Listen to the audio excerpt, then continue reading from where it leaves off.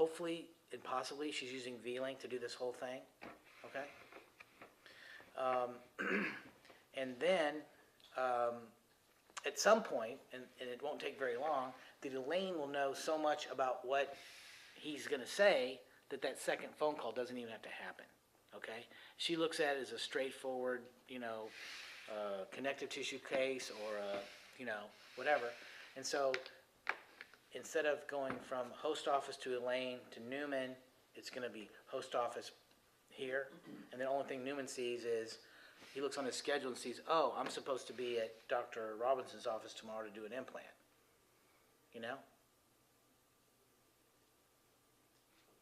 Which she's going to know what to say to the front desk folks. And then we talked about a while back that we have host offices that are Class A offices, Class B, and Class C. And with someone coordinating the schedule like that, we can take a B and make them in an A, and a C turn them into a B. And it makes his life easier, okay? Because he's not having to do his own scheduling and all that other stuff, okay? And then the offices will then be able to call us directly if they have insurance problems, and we can provide them with exactly the coding and all that stuff, So anyway, that's sort of a little bit bigger picture vision of what we're doing. And that rapidity of communication is not happening right now in the marketplace, because when a patient's at a host office, they're sent to a periodontist. I have to go make an appointment with that office, call that office, find that office, talk to the front desk, phone tag, etc. We bypass all that. With this model, it's rapidity of communication, which is great for the patient. It values their time. Things get done fast. So that's a key part of our competitive advantage, as well as the whole simplicity of the whole thing. Because that's not happening in the marketplace either. Look at informed consent forms, how convoluted they are, how complicated they are. Look at these treatment plans that dentist puts out. They're just all jargon, codes and stuff like that. So simplicity is not happening out there. So by doing simplicity and rapidity of communication, that alone has put us in the category of one. And what time is it right now? 4 o'clock. Okay, just briefly, if you'll go to this part of the booklet where it has the preoperative instructions. If you look at these first few pages, these are the introductory. Since we don't have actual perio forms yet, what I've done is Lori has gone with these 5 forms right now and made them for Newman. Got rid of the sedation references. Changed general dentist to perio. So these are going to be our temporary forms, okay, that Newman's going to use in these offices that we're initially going into, okay?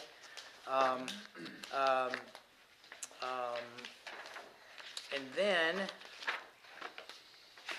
and again, Newman and I are going to go over the details of this next tomorrow. And then at the very end of this, if you look at the prescription sheet right now, since he doesn't have his DEA number, we're leaving this one blank, and he's just going to put in a non-steroidal. And if he needs to write a narcotic, he'll ask the host dentist to do it. Okay? And then the last thing that's going to take a little bit of work is these consent forms. Okay? So right now, he's given me the first one is our consent form. Then he's got an implant and graft consent form, and then a guided bone generation, regeneration. I can send you what I have. We have 2. We have one for dental implant, the other one is periodontal surgery, and this perio just encompasses everything. Okay, so that's what we need. Okay, so let me just ask you this. Okay, let's go back just a minute, please. This is really an important thing because I'm thinking it. Stop talking. Okay, here we go. All right, take a look at this fee schedule and guidelines, okay? You said there was 2 consent forms, right? Let's go down this list and tell me which, okay, let's call them consent form. The first consent form is implants, okay? And so we'll call that I, and the second one is for perio, right? Okay, so number 1, you would use I. Number 2? I. Okay. I. and then P on the rest of them. Lateral sinus lift is P? Mhm. Okay. What do you think about that, Newman?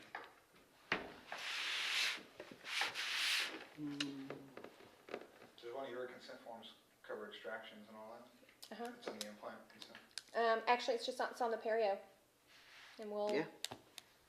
Well, see, this is what I'm looking The for. second one has got the extraction. Oh, the dental implant. Yeah, we can put, and then we would put in. I and P, Yeah, and the second line. extract. Yeah. Okay, so this is what I'm talking about though, is I think we can live with 2 consent forms, okay? I just don't wanna have to live with 5 consent forms, you know? Because, you know, we're thinking about maybe V-Link, you know, down the road. And so we wanna be able to just have a couple consent forms on V-Link, yes. Could I do the consent form and just email it to the office, or could I put it on VLink?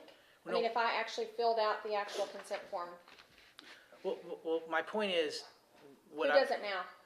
the The assistants? or- Well, are you talking about, the way V-Link works right now is that, there's basically only one consent form on there. But with this, we can have 2 consent forms, and, anyway, we can figure all that out. First thing I wanna do is I wanna, you know, ideally, there would only be 1 consent form. But if we can get away with 2, we can work with 2, okay? So let's try to work with 2 consent forms for now, okay? One, and then where's the IV sedation part of this, down the road when that? It's included on On the both of consent them? form? On Mhm. both of them? Okay, all right. So if you'll send us a copy of your 2 consent forms, and then, and if you can do that tonight so that we can, or early I'll tomorrow. do it first thing in the morning. 'Cause I don't Newman, have what it. did you want to say? This is also a very good consent form. It's, Okay. even though it says implant bone graft, but this pretty much covers implant bone graft and not the sinus procedure, but that's also Yeah, well, bone graft. You and I will look at this tomorrow, okay? Yeah, and once we have hers, Then we, So we then we, can then we- and if there's parts of these Yeah. that aren't in hers, Yeah. then we can put it in there. Yeah. Okay? And so, as an example, well, anyway, so we can work all that out tomorrow. What else? Anybody? So as of right now, this fee schedule stays the way it is what we decided.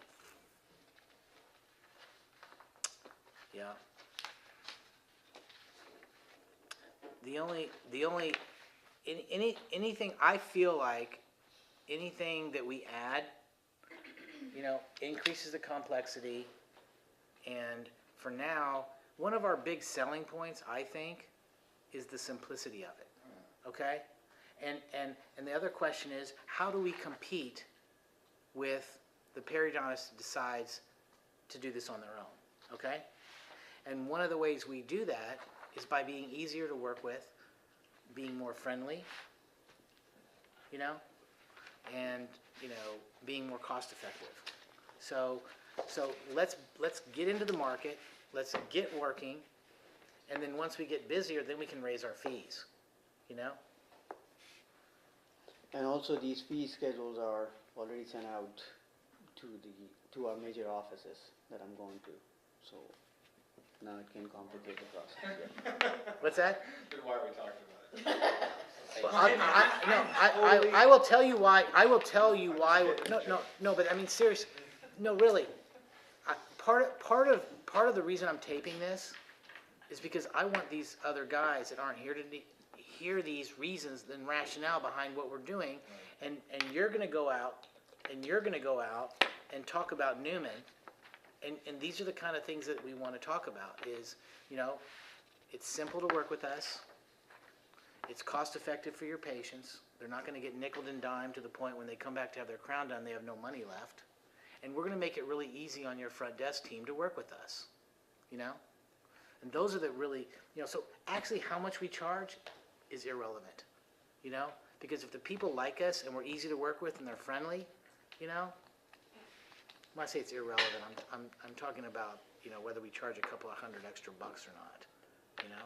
I personally don't even like the fee range that we all have, but, I mean, you gotta give it to people, or, What do you mean by that? like, I wish it was just one number, because I get that call every now and then, probably once a month. Oh, well, you know, the range, and, Well, here's I answered that question this morning, okay? And I said, look, our number one goal is to make your patients happy, okay? That's our number one goal. Our number two goal is to make sure that your office and team is happy, okay? And if we come in with a fee and have to tell them the fee's different than what the patient was told originally, it creates more time at the front desk, okay? Now, the reason I put a range on there is because you know your patient, and your patient has selected you because of where you fit in the market, okay? And so we want to give you a range so that you can pick a fee that's appealing to the segment of the population that you're trying to appeal to, okay? And I think the doctors like that, you know? And that's part of the way we sell ourselves is by not saying, hey, look, this is my fee, I did the work, and you're going to frickin' pay me, you know?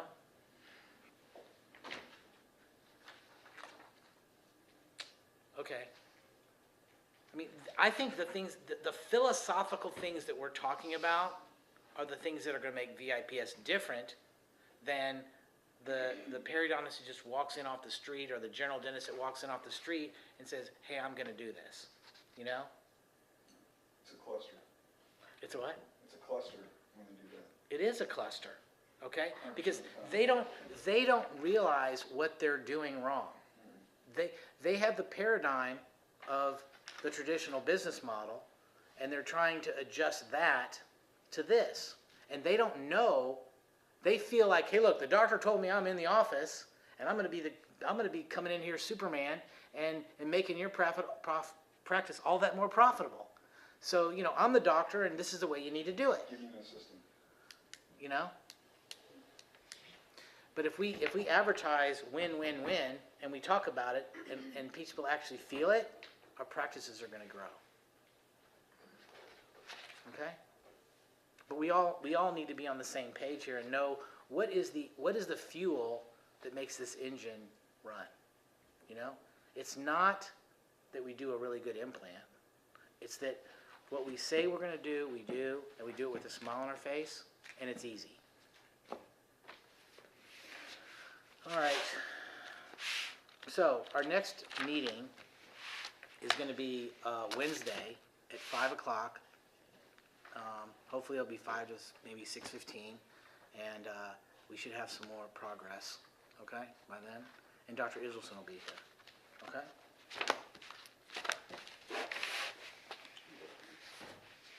Any questiones?